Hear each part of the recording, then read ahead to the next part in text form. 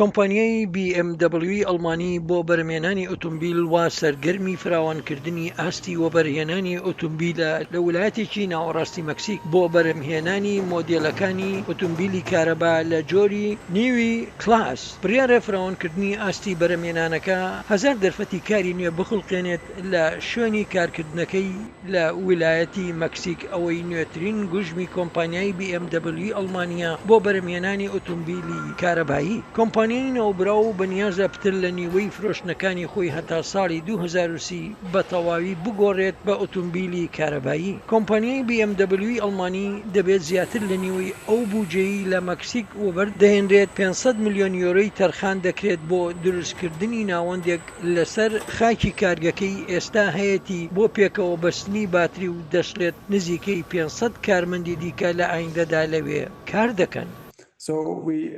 ئێمە ئێستا بڕیارەکەمان ئامادەیە، هەر بۆیە خۆشحاڵین بڕیارەکە ڕابگەێنین. ئێمە بە شێوەیەکی بنەڕەتی دەستمان بە قۆناغی پلاندانان بۆ دروستکردنی وەرشەی نوێ کرد، هەروەها دەست بە بنیادنان دەکەین بۆ ئاستی فراوانکردنەکان و شوێنی نوێ بۆ پێکەوە بەستنی باتری لە ساڵی 2024دا و هەروەها لە سەرەتای ساڵی 2027ەوە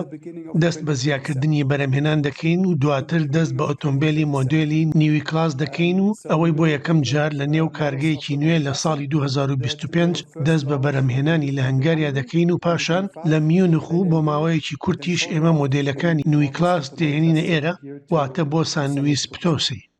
سەرۆکی کۆمپانیای BMW هەرڵد گاچ بە ڕۆیتەرزی گوت 300 میلیۆنەکەی ماوەتەوە تەرخان دەکرێت بۆ گونجاندن لەگەڵ کاری نوێ و فراوانکردنی وەرشەکان بۆ دروستکردنی هەیکەلی ئۆتۆمبیل و هەروەها بۆ دروستکردنی هێڵی نوێ بۆ پێکەوە بەستنی گورزەی باتریەکان. هەرڵد گاچ گوتیشی ئەم ڕاگەیاندنە دوای چەند فراوانکردنێکی دیکەی گەورە دێت لەم مانگانەی دواییدا لەلایەن کۆمپانیای BMW لەوانە بۆ بەرهێنان لە ئەمریکا بە بەهای 1.7 میلیارد دلار و هەروەها 2 میلیارد یۆرۆی دیکە بۆ دروستکردنی کارگەیەک بۆ بەرهەمهێنانی ئۆتۆمبیلی کارەبایی لە هەنگاریا. سمکۆ عەزیز، دەنگی ئەمریکا.